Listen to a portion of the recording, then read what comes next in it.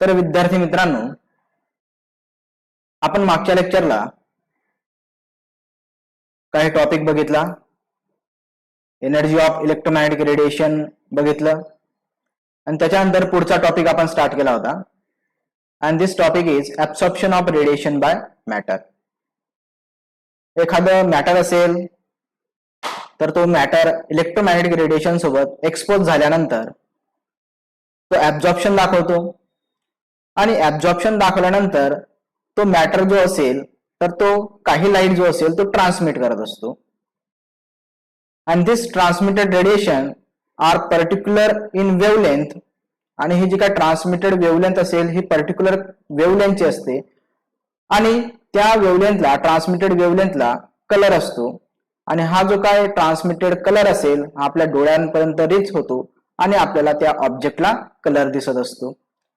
तर एखाद्या ऑब्जेक्टला कलर कसा येतो ते आपण बघितलं की तो लाईट ऍब्झॉर्ब करतो आणि कॉम्प्लिमेंटरी जी काय वेवलेंथ असेल ते ट्रान्समिट करतो आणि ही ट्रान्समिट झालेली जी काय वेवलेंथ असेल ती आपल्यापर्यंत रीच होते, डोळ्यापर्यंत येते आणि आपल्याला तो मॅटर कलरफुल दिसायला लागतो. मग त्याच्या मागे आपण एक सिंपल एक्झाम्पल घेतलं होतं कॉपर सल्फेटचं. So copper sulphate are appear as a blue in colour. तो ब्ल्यू कलरचा असतो, निळ्या कलरचा असतो.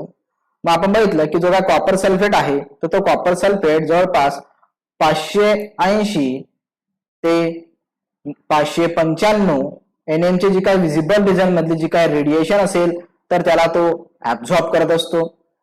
आणि ही जी काय वेवलेंथ आहे तर ही वेवलेंथ येलो रिजन मधली वेवलेंथ आहे, विजिबल रिजन मधली येलो रिजनची ही वेवलेंथ आहे. आणि ही वेवलेंथ ऍब्झॉर्ब केल्यानंतर येलो रिजनची येलो लाईट ऍब्झॉर्ब केल्यानंतर जो मॅटर असेल तर तो ब्ल्यू कलरची लाईट काय करत असतो, ट्रान्समिट करत असतो. आणि हे ट्रान्समिटेड जी काय रेडिएशन आहे तर ते आपल्या डोळ्यांपर्यंत येते आणि आपल्याला तो मॅटर किंवा जो काय कॉपर सल्फेट आहे हा कॉपर सल्फेट आपल्याला ब्ल्यू कलरचा दिसायला लागतो. आणि कॉपर सल्फेट जो ट्रान्समिट करतो लाईट तर ती जवळपास 435 NM टू 480 NM या रिजन मधली असते, म्हणजे ब्ल्यू रिजन मधली असते, म्हणून तो मॅटर आपल्याला ब्ल्यू कलरचा दिसत असतो. इथपर्यंत आपण थोडं डिस्कस केलं होतं. त्याच्यानंतर अजून पुढचा एक टॉपिक होता and this topic is absorption of radiation by inorganic substances. So friends, we know that what is the inorganic substances. So metal ion is also called as inorganic substances, and there are some complexes and metal chelates, these are also called as inorganic substances. Inorganic substances म्हणजेच काय की metal ion आहे, त्याच्यानंतर complexes आहेत, metal chelate आहेत, तर यांना आपण काय म्हणत असतो, इनऑर्गॅनिक सबस्टन्सेस. तर मित्रांनो, आता आपण सेपरेट मेटल आयन घेतला आणि त्या मेटल आयनचं एक्सायटेशन बघितलं. तर हे जे काय एक्सायटेशन असेल तर हे आपल्यासाठी किंवा त्याचं जे काय ऍब्झॉर्प्शन असेल हे ऍब्झॉर्प्शन आपल्यासाठी एवढं महत्वाचं नाही, कारण की मेटल आयनचं जे काय ऍब्झॉर्प्शन असेल विजिबल रिजन मध्ये हे फार कमी प्रमाणात असतं, because their molar absorptivity value is very less. कारण की त्याची मोलर ऍब्सॉर्प्टिव्हिटी व्हॅल्यू कशी असेल, कमी असेल. आणि आपण मागच्या लेक्चरला बघितलं, so molar absorptivity value of this metal ion is in between 1 to 100. 1 पासून स्टार्ट होते तर कुठपर्यंत असते 100, म्हणजे एवढ्या कमी प्रमाणामध्ये मोलर ऍब्सॉर्प्टिव्हिटी व्हॅल्यू कोणाची आहे, मेटल आयनची आहे. म्हणजे मेटल आयन हे विजिबल रिजन मधली जी काय रेडिएशन असेल तर ते फारच कमी प्रमाणात ऍब्झॉर्ब करतात, म्हणून त्याचं जे काय ऍब्झॉर्प्शन असेल ते आपल्यासाठी एवढं महत्वाचं नाहीये डिटर्मिनेशन करत असताना. त्याच्यानंतर आपण लिगॅंड घेतला. So ligand is a organic compound and this organic compound shows two types of transition or excitation. One is pi to pi star transition and another is n to pi star transition. तर हा जो organic compound आहे ligand, तर हा ligand दोन प्रकारचे transition दाखवतो. पहिलं ट्रान्झिशन आहे पाय टू पाय स्टार ट्रान्झिशन आणि दुसरं ट्रान्झिशन आहे एन टू पाय स्टार ट्रान्झिशन. मग पुन्हा आपण बघितलं की या लिगॅंडचं सुद्धा एक्सायटेशन आपल्याला एवढं महत्वाचं नाहीये, पण लिगॅंडच्या ट्रान्झिशनमुळे काय होतं की मेटल कॉम्प्लेक्सची जी काय ऍब्झॉर्प्शनची जी काय इंटेन्सिटी असेल तर त्याला ते मदत करत असतं, इन्क्रीज करत असतं. So instead of this to excitation metal ion excitation and ligand excitation, the most important part or most excitation is a excitation of complexes और मेटल चिलेट. मग सर्वात महत्त्वाचं जे काय एक्सायटेशन आहे ते एक्सायटेशन कुठलं आहे? मेटल चिलेटचं एक्सायटेशन आहे. मग मेटल चिलेट आपल्याला माहिती आहे किंवा कॉम्प्लेक्स आपल्याला माहिती आहे की तो कशाने बनलेला आहे. So this complex is form by the reaction with metal ion and ligand. Metal आयनची आणि लिगॅन्डची काय झालेली असते? एकमेकांसोबत रिएक्शन झालेली असते आणि आपल्याला मेटल कॉम्प्लेक्स मिळतो, मेटल चिलेट मिळत असतो. मग मित्रांनो, या मेटल चिलेटची जी काय इंटेन्सिटी असेल तर ती इंटेन्सिटी ही इन्क्रीज झालेली असते and this intensity is increases due to the charge transfer transition. आणि ही जी काय इंटेन्स कलरचे हे काय मेटल चिलेट आपल्याला दिसतात यांची इंटेन्सिटी किंवा हे चांगल्या प्रकारे ऍब्झॉर्प्शन दाखवतात. मग हे जे काय ऍब्झॉर्प्शन दाखवतात तर हे कशामुळे असतं? Due to the charge transfer transition. मग त्याच्यामध्ये मेटल कॉम्प्लेक्स मध्ये चार्ज ट्रान्सफर ट्रान्झिशन नावाची ही फिनॉमिनॉन घडून येते. मग नेमकं चार्ज ट्रान्सफर ट्रान्झिशन म्हणजे नेमकं काय? So friends, charge transfer transition means there is a transport of electron from metal to ligand and ligand to metal. म्हणजे त्या कॉम्प्लेक्स मध्ये जे काय इलेक्ट्रॉन असेल तर त्या इलेक्ट्रॉनचं तिथं ट्रान्सपोर्टेशन होतं. मेटल आयन कडून जे काय इलेक्ट्रॉन असेल ते लिगॅन्ड कडे जातील आणि लिगॅन्ड कडचे इलेक्ट्रॉन कोणाकडे येतील? मेटल आयन कडे येतील. तर अशा प्रकारची जी काही इलेक्ट्रॉनची देवाणघेवाण आहे मेटल आयन आणि लिगॅन्ड मध्ये, तर त्या ट्रान्झिशनला आपण काय म्हणणार? Charge transfer transition. तर मित्रांनो, जवळपास आपण जर कॉम्प्लेक्स जर बघितला तर कॉम्प्लेक्स मध्ये आपल्याला माहिती आहे की सेंटरला मेटल आयन आहे आणि त्याच्या सराउंडिंग लिगॅन्ड आहे. तर मोस्टली मेटल आयन मध्ये किंवा कॉम्प्लेक्स मध्ये जर आपण बघितलं तर कॉम्प्लेक्स आणि या लिगॅन्ड मध्ये दोन प्रकारची रिएक्शन होत असते and this reaction is oxidation and reduction reaction. या दोघांमध्ये ऑक्सिडेशन आणि रिडक्शन रिएक्शन होत असते. मग आता आपण बघितलं की मेटल आयन हा इलेक्ट्रॉन डिफिशियंट आहे आणि लिगॅन्ड ही इलेक्ट्रॉन डोनेटिंग स्पीसीज आहे. तर जनरली आणि mostly this ligand are oxidise by donating electron to the metal ion. आणि जनरली काय होतं की लिगॅन्ड जो असेल तो ऑक्सिडाइज होतो. ऑक्सिडाइज कसा होणार की त्याच्याजवळचे जे काही इलेक्ट्रॉन आहे तो कोणाला डोनेट करेल? मेटल आयनला डोनेट करेल. आणि मेटल आयनला डोनेट केल्यानंतर लिगॅन्डचं काय होतं? मोस्टली ऑक्सिडेशन होतं. आणि आपल्याला माहिती की मेटल आयन हा इलेक्ट्रॉन डिफिशियंट स्पेसिस आहे आणि इलेक्ट्रॉन डिफिशियंट स्पेसिस असल्यामुळे तो इलेक्ट्रॉनला ऍक्सेप्ट करेल आणि इलेक्ट्रॉनला ऍक्सेप्ट केल्यानंतर त्याचं काय होणार? रिडक्शन होणार. म्हणून जनरली जर आपण बघितलं तर लिगॅन्डचं ऑक्सिडेशन होतं आणि मेटल आयनचं रिडक्शन होतं. तर या इथपर्यंत आपण हा टॉपिक काल बघितला होता. त्याच्यानंतर पुढच्या टॉपिकला आपण स्टार्ट करू and next topic is fundamental term of colorimetry. तर कलरीमेट्री घेतलं किंवा स्पेक्ट्रोमेट्री घेतलं तर याच्यामध्ये काही टर्म आहेत, तर त्या टर्म आपल्याला माहित असणं आवश्यक आहे. So first term is radiant power. की रेडियंट पॉवर म्हणजे नेमकं काय? तर विद्यार्थ्यांनो, एवढं काय कठीण नाही, आपल्याला माहिती आहे रेडियंट पॉवर काय आहे. So radiant power is energy transmitted per unit time is called radiant power. एखादा सोर्स असेल आणि त्या सोर्स पासून कंटिन्युअसली एनर्जी ट्रान्समिट होत असेल पर युनिट टाइम तर त्याला आपण काय म्हणणार? Radiant power. So radiant power is energy transmitted per unit time. And another definition of this radiant power is the rate at which energy is transported in a beam of radiant energy. जवळपास जर आपण या दोघं definition बघितल्या तर जवळपास या सारख्या आहे. आणि ही जी काय एनर्जी असेल, आता इथे आपण हे डायग्राम बघतोय मित्रांनो, या डायग्राम मध्ये इथे आपण जर बघितलं तर हा सन आहे आणि या सन पासून कंटिन्युअसली जे काय रेज येत आहे तर ते रेज म्हणजेच काय आहे, एनर्जी आहे. म्हणजे हा काय झाला, सोर्स झाला. आणि या सोर्स पासून कंटिन्युअसली जी काय एनर्जी ट्रान्समिट होते पर युनिट टाइमला, तर त्याला आपण काय म्हणणार, रेडियंट पॉवर.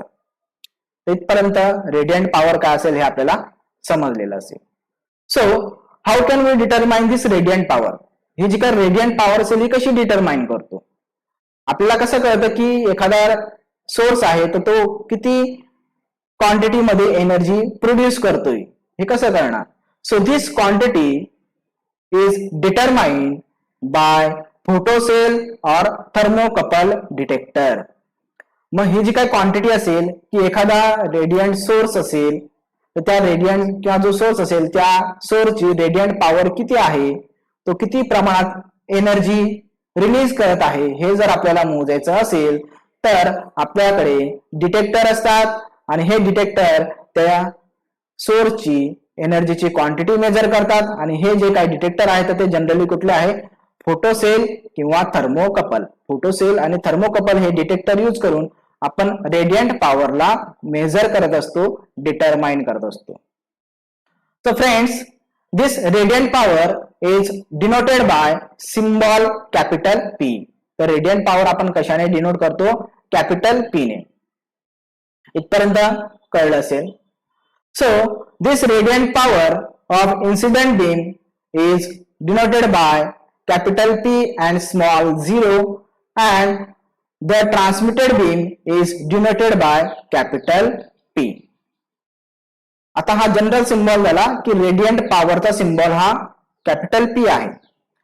त्याच्यानंतर जी रेडियंट पॉवर आहे ती रेडियंट पॉवर एखाद्या मॅटरवर किंवा एखाद्या सॅम्पलवर फॉल होते, स्ट्राईक होते.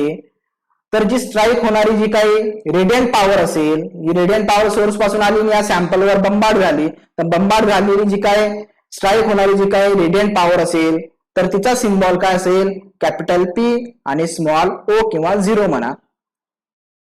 तर त्या स्ट्राईक झालेल्या सॅम्पलवर बंबार्ड होणाऱ्या रेडियंट पॉवरला अजून आपण काय म्हणत असतो, इन्सिडेंट बीम. काय म्हणत असतो, incident beam. And this incident beam is denoted bye capital PO and the radiant power which is transmitted from this sample or matter, so this is denoted by capital P.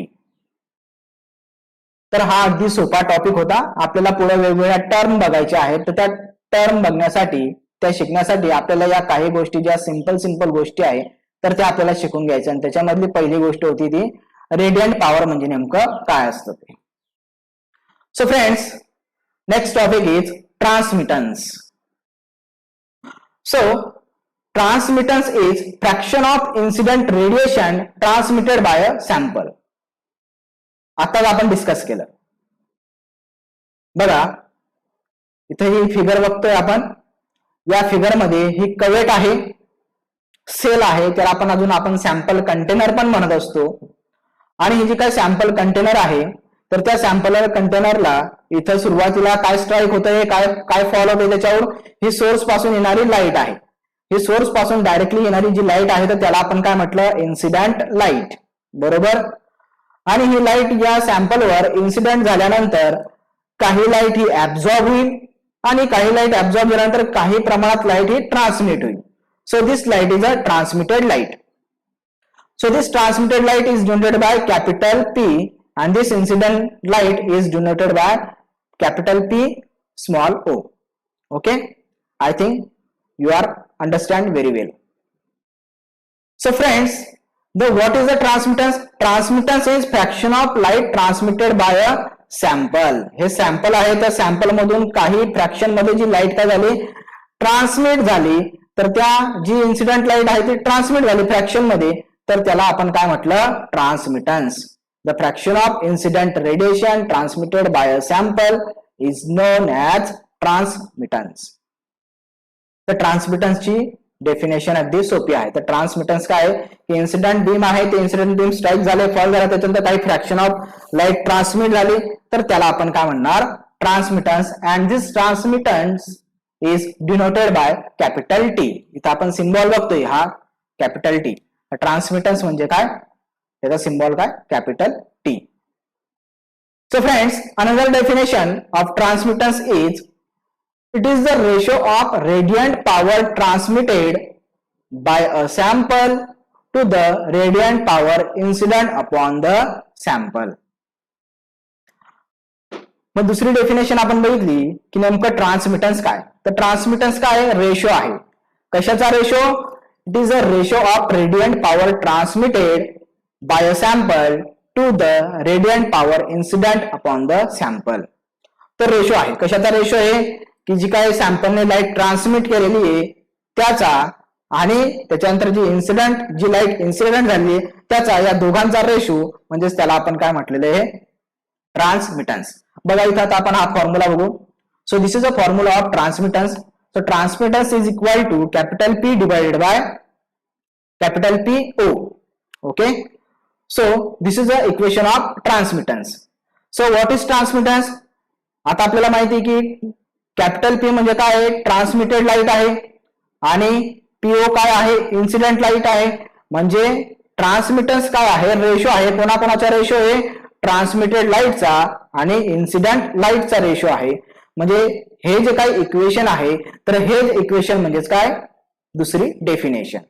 तर आता याला जर आपण व्यवस्थित जर आता डेफिनेशनच्या फॉर्म मध्ये आपण याला म्हणून घेतलं तर काय असेल, ट्रान्समिटन्स is equal to or transmittance is a ratio of radiant power of transmitted beam to the radiant power of incident beam. तर यालाच काय म्हणणार आपण, ट्रान्समिटन्स. तर अगदी एवढी सोप्या प्रकारच्या अशा दोन डेफिनेशन आहेत.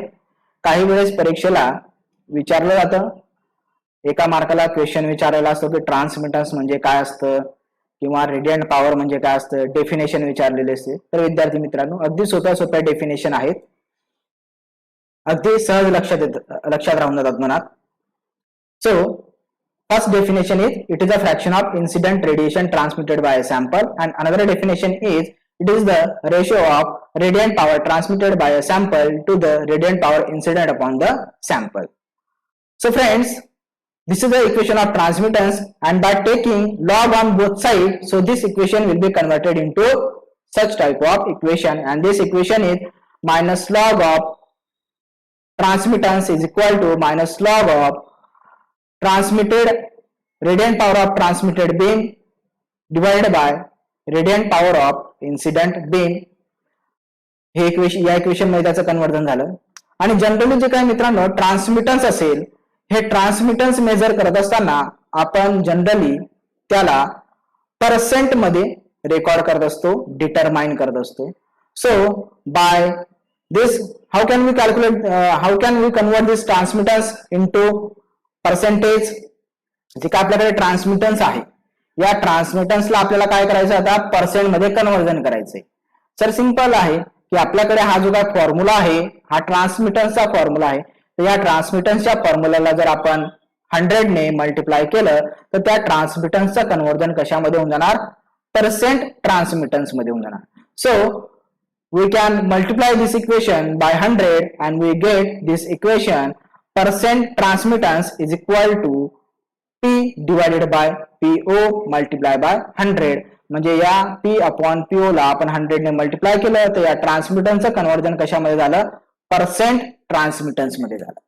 तर अशा प्रकारे आपण पर्सेंट ट्रान्समिटन्स मध्ये जर रीडिंग आपल्याला हवी असेल तर आपण सिम्पली ट्रान्समिटन्सला 100 ने मल्टिप्लाय करणार आणि त्याचं कन्वर्जन. सुरुवातीला आपण रेडियंट पॉवर बघितली आणि त्याच्यानंतर दुसरी आपण ट्रान्समिटन्स बघितली आणि लास्ट टर्म जी आहे ती आहे ऍब्झॉर्बन्स. So this is a next topic, absorbance. So what is absorbance? So this formula, you look up this formula, A is equal to log of 1 upon T. तर याला काय म्हटलेलं आहे, ऍब्झॉर्बन्स. हे कशाचं इक्वेशन आहे, ऍब्झॉर्बन्स. मग हे जे काय इक्वेशन आहे तर तीच आपली काय आहे, डेफिनेशन आहे मित्रांनो. So what is the absorbance? Absorbance is a logarithm to the base 10 reciprocal of transmittance. म्हणजे absorbance is equal to or absorbance is defined as logarithm to the base 10. Formula मध्ये तर 10 दिलेलं नाहीये. So logarithm to the base 10 reciprocal of transmittance. म्हणजे हे जे equation आहे हेच काय आहे, ऍब्झॉर्बन्सची डेफिनेशन आहे. आणि मित्रांनो अजून जर आपण थोडं डिटेलमध्ये जर याची दुसऱ्या प्रकारची डेफिनेशन बघितली तर या इक्वेशन मध्ये आता जी काय ट्रान्समिटन्स आहे त्या ट्रान्समिटन्सची व्हॅल्यू आपण पुटअप केली आणि ट्रान्समिटन्स म्हणजे काय, transmittance is equal to capital P upon PO, बरोबर. आणि ही व्हॅल्यू आपण काय केली इथं पुट केली आणि पुट केल्यानंतर थोडं इक्वेशन रिअरेंज होईल आणि रिअरेंज झाल्यानंतर आपल्याला नवीन इक्वेशन मिळेल आणि हे इक्वेशन काय असेल, absorbance is equal to log of PO upon P. So friends, we are putting the value of transmittance and we get this another equation and we have to create another definition of absorbance. So आणि आपण अजून काय बनवलं, वेगळ्या प्रकारची definition तिथं बनवली आणि ही डेफिनेशन काय असेल आता इथं बघा, लक्ष द्या. Absorbance is defined as logarithm to the base 10. It is the ratio of radiant power of incident beam to the radiant power of transmitted beam by the sample. बघा ऍब्झॉर्बन्सच्या या दोन वेगवेगळ्या आपण डेफिनेशन बघितल्या. तर पहिली डेफिनेशन इक्वेशन जे आहे तर ते इक्वेशन म्हणजेच त्याची काय आहे, डेफिनेशन आहे. तर पहिलं इक्वेशन काय आहे, A is equal to absorbance is equal to log of 1 upon T किंवा आपण त्यालाच काय म्हणणार, log of reciprocal of T. आता त्याला आपण आता थोडं वर्डिंग मध्ये कन्वर्ट करून घेतलं. Absorbance is a logarithm to the base 10 reciprocal of transmittance. ही एक डेफिनेशन झाली. इथं ट्रान्समिटन्सची आता आपण पर्टिक्युलर व्हॅल्यू टाकली P अपॉन PO आणि ही व्हॅल्यू पुटअप केल्यानंतर इक्वेशन रिअरेंज झालं आणि रिअरेंज केल्यानंतर आपल्याला वेगळं इक्वेशन भेटलं आणि इक्वेशन भेटल्यानंतर आता आपण परत दुसऱ्या प्रकारची एक डेफिनेशन बघितली. तर is defined as logarithm to the base 10. It is the ratio of power of incident beam to the power of transmitted beam by the sample. तर अशा या आपण दोन प्रकारच्या वेगवेगळ्या डेफिनेशन बघितल्या. तर मला वाटत नाही की एवढं जास्त काही कठीण असेल की रेडियंट पॉवर म्हणजेच काय, त्याच्यानंतर ट्रान्समिटन्स म्हणजे नेमकं काय आणि ऍब्झॉर्बन्स म्हणजे नेमकं काय. तर मित्रांनो या काही फंडामेंटल टर्म्स होत्या त्या आपल्या शिकून झालेल्या आहेत. त्याच्यानंतर काही फंडामेंटल्स लॉ आहेत स्पेक्ट्रोमेट्रीचे ते आपण आता बघू. So there are some fundamentals law of spectrometry आणि आपल्याला माहिती की स्पेक्ट्रोमेट्री मध्ये जर काही फंडामेंटल्स लॉ असेल तर ते कुठले कुठले लॉ आहेत, तर त्याच्यामध्ये आपल्याला काय शिकावं लागेल, लॅम्बर्ट्स लॉ शिकावं लागेल, त्याच्यानंतर बियर्स लॉ शिकावं लागेल आणि शेवटचा एक लॉ आहे आणि तो काय आहे, लॅम्बर्ट्स आणि बियर्सचा एक combine law.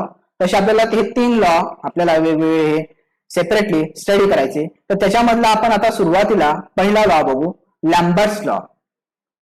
So Lambert's law is the fraction of radiant energy transmitted decay exponential with path length. जी काय फ्रॅक्शन ऑफ रेडियंट एनर्जी आहे transmitted energy, so this transmitted energy is decay exponential with path length. Means Lambert's law shows that the transmittance is directly related to the path length.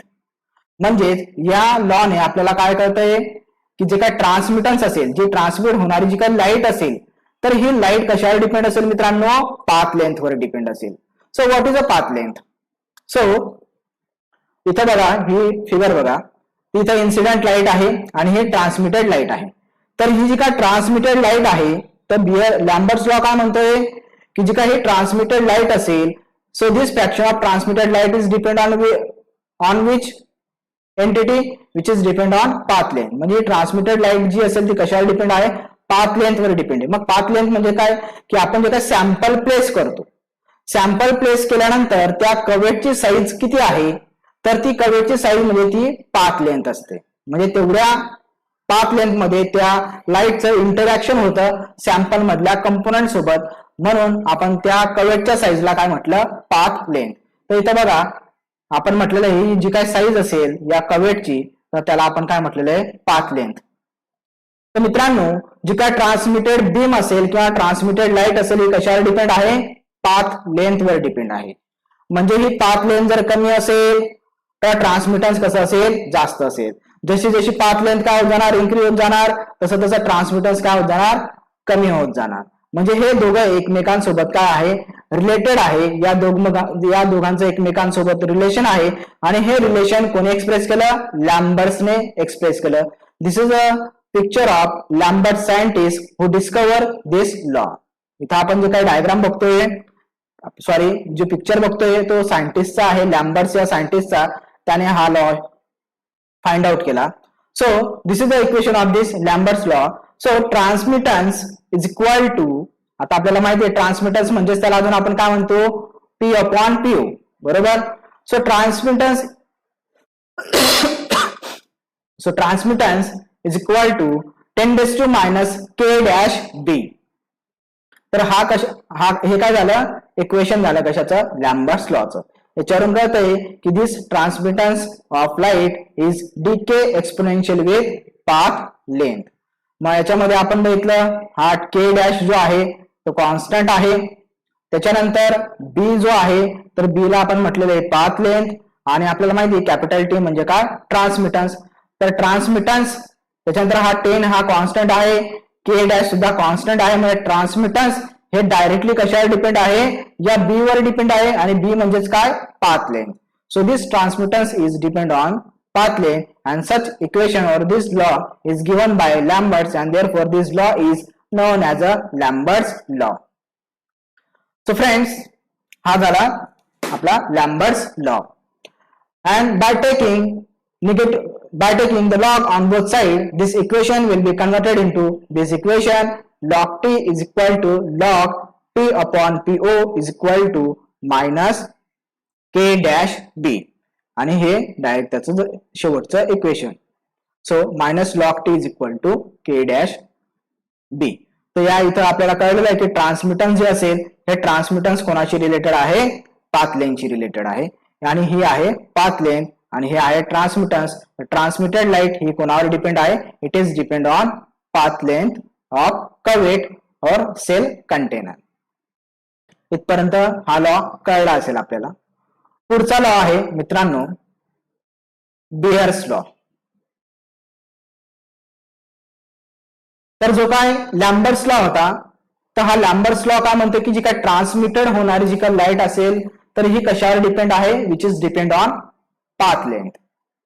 And here Beer's law is stated that the fraction of radiant energy transmitted is decay exponentially with concentration of sample. तर इथं काय म्हटलेलं, जी काय fraction of radiant energy transmit होणारी जी काय radiant energy असेल, so this transmitted energy is depend on concentration of sample. म्हणजे इथं आता आपण कशाचं रिलेशन बघतोय, जी काय ट्रान्समिटेड होणारी जी लाईट आहे त्या लाईटचं आणि त्या सॅम्पल कंटेनर मध्ये जे काय सॅम्पल आहे त्याचं कॉन्सन्ट्रेशनचं. तर या इक्वेशन मध्ये, या लॉ मध्ये आपल्याला काय समजलंय की ट्रान्समिटेड होणारी जी काही लाईट असेल तर ही ट्रान्समिटेड होणारी लाईट ही कशावर अजून डिपेंड आहे, it is depend on concentration of sample. So this law, the equation of this law is transmittance is equal to, and we have known this transmittance is P upon PO. So transmittance is equal to 10⁻⁻k into C. आणि हा जो काय minus K, हा के आहे हा constant आहे, त्यांच्या C म्हणजे काय कॉन्सन्ट्रेशन ऑफ सॅम्पल, आणि आपल्याला माहिती टी म्हणजे काय ट्रान्समिटन्स. म्हणजे ट्रान्समिटन्स हे डायरेक्टली कोणावर डिपेंड आहे, कॉन्सन्ट्रेशनवर डिपेंड आहे. हे कोणी सांगितलं आपल्याला, बियर्स लॉने सांगितलं. लॅम्बर्ट्स लॉने काय सांगितलं की ट्रान्समिटन्स हे कोणावर डिपेंड आहे, it is depend on path length, and Beer's law is stated that the transmittance is depend on concentration of sample. तर कॉन्सन्ट्रेशन जर कमी असेल तर ट्रान्समिटन्स कसं असेल, जास्त असेल, आणि कॉन्सन्ट्रेशन जर जास्त असेल तर ट्रान्समिटन्स कमी, आणि कॉन्सन्ट्रेशन जर कमी असेल तर ट्रान्समिटन्स काय असेल, जास्त असेल. तर अशा प्रकारचे आपण हे लॉ बघितले. त्याच्यामध्ये हे जे काही इक्वेशन आहे त्या इक्वेशनच्या दोघं साईडला आपण लॉग घेतला, आणि by taking the log on both side this equation will be converted into minus log T is equal to K into C. तर हा जो काय लॉ झाला हा आहे बियर्स लॉ. तर हे दोघं लॉ मित्रांनो लक्षात ठेवायचे, काय असं कठीण नाहीये, सोप्या भाषेत लक्षात ठेवायचे. की लॅम्बर्ट्स लॉ काय म्हणतो की जी काय ट्रान्समिटेड होणारी जी काय लाईट असेल तर ही लाईट कशावर डिपेंड आहे, which is depend on path length. आणि त्याला डेफिनेशनचे आपण याच्यात जर म्हटलं व्यवस्थित, the fraction of radiant energy transmitted by decay exponential with path length, ही त्याची डेफिनेशन झाली. आणि त्याच डेफिनेशन मध्ये आता आपण काय केलं, पाथ लेंथच्या जागेवर काय टाकलं, कॉन्सन्ट्रेशन ऑफ सॅम्पल तिथं पुट केलं. तर ही डेफिनेशन कुठली झाली, आता बियर्स लॉची झाली. मग ही डेफिनेशन कशी असेल, the fraction of radiant energy is transmitted decay exponentially with the concentration of sample.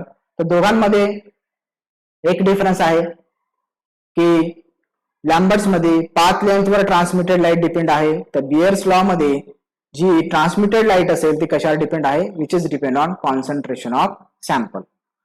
तर हे दोघांचे इक्वेशन पण जवळपास सारखे आहे.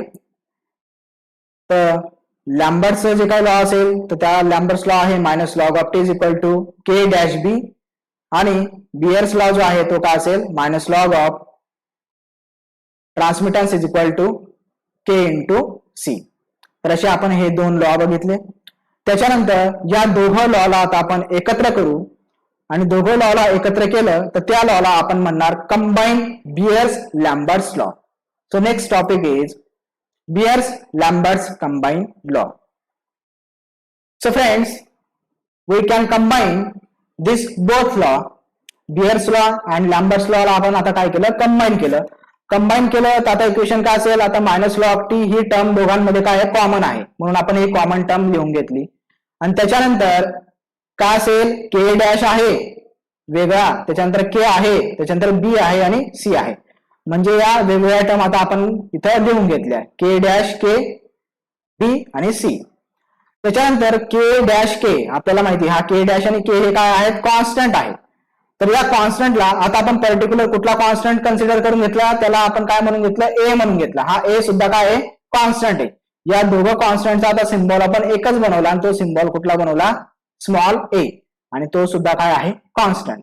तर ही व्हॅल्यू आता आपण काय केली, या इक्वेशन मध्ये पुट केली. तर इक्वेशन आता काय झालं, minus log T is equal to A B C. So this law.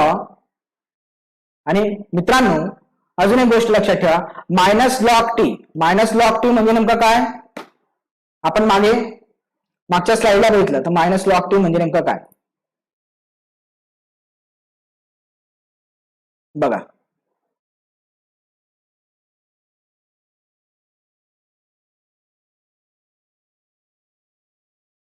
Sorry, इथं ती टर्म नाहीये. So friends, this minus log T is nothing but it is a absorbance. हे बघा, हे जे काय minus log P upon PO हे आपल्याला माहिती बरोबर.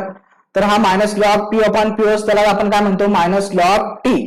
आणि हा मायनस लॉग टी म्हणजेच काय, ऍब्झॉर्बन्स, आणि त्याचा सिम्बॉल काय आहे, हा कॅपिटल ए. तर आपण या इक्वेशन मध्ये काय केला, मायनस लॉग टी ची आपण आता व्हॅल्यू पुट केली, आणि ते मायनस लॉग टी म्हणजे नेमकं काय आहे, ऍब्झॉर्बन्स आहे. म्हणजे आपण इथं काय केलं, ऍब्झॉर्बन्स कॅपिटल ए पुट केला, आणि हे इक्वेशन जे आहे तर ते या प्रकारे कन्वर्ट झालं. आणि या इक्वेशनला आपण आता काय म्हणू, absorbance is equal to A B C, and this equation is known as Beer's Lambert's combine law.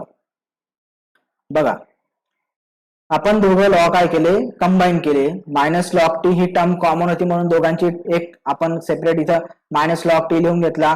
नंतर के डॅश वेगळा होता, के वेगळा होता, बी वेगळा होता, आणि सी डिफरंट होते म्हणून इथं लिहून घेतले. त्याच्यानंतर आता आपण काय केलं, के डॅश के ला काय कन्सिडर केलं, स्मॉल ए कन्सिडर केला, आणि तो सुद्धा कॉन्स्टंट आहे. म्हणून आपण आता हे इक्वेशन कसं कन्वर्ट झालं, एबीसी मध्ये कन्वर्ट झालं. आणि मायनस लॉग टी जर आपण बघितलं तर मायनस लॉग टी म्हणजे नेमकं काय असतं, ऍब्झॉर्बन्स असतं. मग ती व्हॅल्यू आपण इथं पुट केली, ती व्हॅल्यू पुट केली तर आपल्याला नवीन इक्वेशन मिळालं. आणि हे इक्वेशन म्हणजेच काय, ऍब्झॉर्बन्स इज इक्वल टू एबीसी. आणि या इक्वेशनला आपण काय म्हणणार, बियर्स-लॅम्बर्ट्स कंबाईन लॉ. आणि या इक्वेशन मध्ये आपल्याला माहिती आहे कॅपिटल ए म्हणजे ऍब्झॉर्बन्स, स्मॉल ए जो असेल तो स्मॉल ए म्हणजेच काय, it is a constant, and this constant is known as absorptivity constant, and which is depend on wavelength and nature of sample. B आपल्याला माहिती काय असेल, B path length in centimetre, आणि सी माहिती आपल्याला काय आहे, concentration in gram per litre. आणि मित्रांनो अजून एक इक्वेशन आता इथं खाली आपल्याला दिसतंय, आणि ते इक्वेशन सुद्धा म्हणजेच काय आहे, बियर्स-लॅम्बर्ट्स कंबाईन लॉज आहे. फक्त थोडं चेंजेस काय झालेलं आहे की इथं जो काय स्मॉल ए आहे तर त्याच्या जागेवर इथं काय आहे एप्सिलॉन आहे आणि या एप्सिलॉनला काय म्हणतो आपण मोलर ऍब्सॉर्प्टिव्हिटी. तर बघा मित्रांनो हा जो काय ए आहे तर ए ला काय म्हणणार ऍब्सॉर्प्टिव्हिटी म्हणणार आणि हा जो काय एप्सिलॉन आहे तर त्याला काय म्हणणार आपण मोलर ऍब्सॉर्प्टिव्हिटी म्हणणार. तर ऍब्सॉर्प्टिव्हिटी आणि मोलर ऍब्सॉर्प्टिव्हिटी म्हणजे नेमकं काय असं ते बघू आता आपण. So absorptivity is defined as the absorbance of solution when path length is low and concentration become 1 gram per liter. म्हणजे absorptivity काय असेल जेव्हा आपण absorbance रेकॉर्ड करणार absorbance रेकॉर्ड करत असताना पाथ लेंथ ही लो असेल आणि जवळपास ही 1 सेंटीमीटरच असते आणि ही पाथ लेंथ लो असल्यानंतर जे का आपल्याकडे सॅम्पल सोल्युशन आहे त्या सॅम्पल सोल्युशनचं कॉन्सन्ट्रेशन किती असायला पाहिजे. दिस कॉन्सन्ट्रेशन बिकम 1 ग्राम पर लिटर. एका लिटरला 1 ग्राम आपला कंपोनंट असायला पाहिजे असं आपलं काय असेल सॅम्पलचं कॉन्सन्ट्रेशन असेल. मग 1 लिटर मी सॅम्पल घेतलं 1 लिटर मी सॉल्व्हंट घेतलं त्याच्यात 1 ग्राम आपला कंपोनंट टाकला सोल्युशन बनवलं आणि त्याच्यामधून काही सॅम्पल मी काय घेतलं ऍब्झॉर्बन्स रेकॉर्ड करण्यासाठी घेतलं आणि तेव्हा जे काय मी ऍब्झॉर्बन्स रेकॉर्ड करेल ते ऍब्झॉर्बन्स रेकॉर्ड करत असताना हा जो काय कॉन्स्टंट असेल तर त्या कॉन्स्टंटला मी काय म्हणणार ऍब्सॉर्प्टिव्हिटी कॉन्स्टंट. इथपर्यंत कळलं असेल. म्हणजे पाथ लेंथ 1 सेंटीमीटर असेल आणि जे काय कॉन्सन्ट्रेशन असेल सॅम्पलचं ते कसं असेल 1 ग्राम पर लिटर असेल. तेव्हा आपण या कॉन्स्टंटला किंवा इथं आपण कुठला कॉन्स्टंट घेणार absorptivity हा कॉन्स्टंट घेणार बरोबर. And unit of this absorptivity constant is litre per gram per centimetre आणि त्याचं युनिट काय असेल litre per gram per centimetre. So friends when the concentration is expressed in mole per liter जेव्हा आता आपण कॉन्सन्ट्रेशन आता एक्सप्रेस करतोय आता आपण जे कॉन्सन्ट्रेशन एक्सप्रेस केलं तर हे कशामध्ये होतं ग्राम पर लिटर मध्ये होतं. आता जे काय कॉन्सन्ट्रेशन आपण एक्सप्रेस करतोय ते कशामध्ये आहे it is in mole per litre. And when we express the concentration in mole per litre so we have to take the epsilon constant or epsilon symbol instead of this small a. जेव्हा आपण एखादा आपल्याकडे sample असेल आणि त्या सॅम्पलचं concentration हे मोल per litre मध्ये असेल तेव्हा आता आपण जो स्मॉल ए आहे ज्याला आपण ऍब्सॉर्प्टिव्हिटी कॉन्स्टंट म्हणतो तर तो न घेता आता आपण काय घेणार तिथं मोलर ऍब्सॉर्प्टिव्हिटी घेणार आणि त्या मोलर ऍब्सॉर्प्टिव्हिटीचा सिम्बॉल काय आहे एप्सिलॉन. हा एप्सिलॉन म्हणजे मित्रांनो या दोन गोष्टी लक्षात ठेवा की बीएस आणि लॅम्बर्ट्स कंबाइंड लॉ मध्ये आपल्याला दोन कॉन्स्टंट दिलेले आहेत एक ऍब्सॉर्प्टिव्हिटी कॉन्स्टंट आणि दुसरा मोलर ऍब्सॉर्प्टिव्हिटी कॉन्स्टंट. तर ऍब्सॉर्प्टिव्हिटी कॉन्स्टंट आपण केव्हा घेणार जेव्हा आपल्या सोल्युशनचं कॉन्सन्ट्रेशन हे 1 ग्राम पर लिटर असेल तेव्हा आपण तिथं कुठला कॉन्स्टंट घेणार ऍब्सॉर्प्टिव्हिटी कॉन्स्टंट घेणार ज्याचा सिम्बॉल स्मॉल ए आहे. आणि सपोज जिथं आपण मेजरमेंट करतोय ऍब्झॉर्बन्स रेकॉर्ड करतोय आणि हे ऍब्झॉर्बन्स रेकॉर्ड करत असताना जे काही सॅम्पल आहे त्या सॅम्पलचं कॉन्सन्ट्रेशन हे मोल पर लिटर आहे आणि जेव्हा मोल पर लिटर जर कॉन्सन्ट्रेशन त्या सॅम्पलचं असेल तर तिथं आपण जो कॉन्स्टंट घेणार तो कॉन्स्टंट ऍब्सॉर्प्टिव्हिटी कॉन्स्टंट नाही घेणार आपण त्याच्याऐवजी काय घेणार मोलर ऍब्सॉर्प्टिव्हिटी कॉन्स्टंट घेणार आणि हा मोलर ऍब्सॉर्प्टिव्हिटी कॉन्स्टंटचा सिम्बॉल काय असेल एप्सिलॉन आणि तेव्हा आपण हे इक्वेशन तिथं यूज करणार.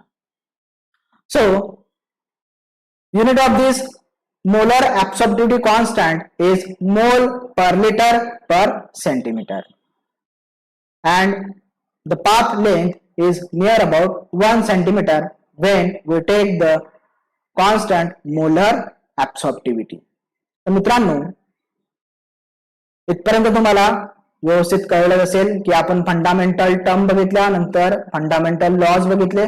फंडामेंटल टर्म मध्ये आपण रेडियंट पॉवर बघितलं की रेडियंट पॉवर म्हणजेच काय energy transmitted per unit time त्याला आपण काय म्हटलं रेडियंट पॉवर म्हटलं. त्याच्यानंतर आपण पुढचा पॉइंट बघितला ट्रान्समिटन्स. ट्रान्समिटन्स काय असतं ते बघितलं. त्याच्यानंतर ऍब्झॉर्बन्स काय असतं ते बघितलं. त्याच्यानंतर आपण वेगवेगळे फंडामेंटल्स लॉ बघितले कलरीमीटरचे. तर हे लॉज अगदी सोपे होते. सुरुवातीला आपण लॅम्बर्ट्स लॉ बघितला. This Lambert's law is stated that the fraction of radiant energy transmitted is decay exponential with path length. And second law is Beer's law. This Beer's law is stated that the fraction of radiant energy transmitted is decay exponential with concentration of sample. आणि या दोघं लॉला आपण combine केलं आणि आपल्याला तिसरा law मिळाला आणि हा लॉ होता बियर्स लॅम्बर्ट्स कंबाईन लॉ.